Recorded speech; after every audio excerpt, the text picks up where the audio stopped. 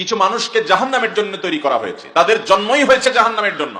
এই মানুষগুলোকে শুধু জাহান্নামে দেওয়ার জন্যই তৈরি করা হয়েছে। সেই কপাল পাড়া দুর্ভাগা মানুষদের তিনটা মার্কা আছে, তিনটা আলামত আছে। এর প্রথমটি হলো তাদের অন্তর আছে।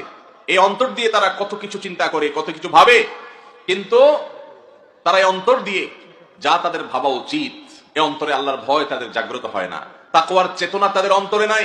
এই অন্তর দিয়ে হক এবং বাতিলকে পার্থক্য করা, সত্য এবং অসত্যের মধ্যে পার্থক্য করার মতো কোনো যোগ্যতা নাই। অন্তর আছে কিন্তু অন্তরে অনুধাবন শক্তি নাই। এই অন্তর যদি কারো থাকে তাহলে লক্ষণ খারাপ। এবং দ্বিতীয় মার্কা হলো কারোর চোখ আছে, এই চোখ দিয়ে সে অনেক কিছুই দেখে, কিন্তু যা দেখা দরকার তা সে দেখে না।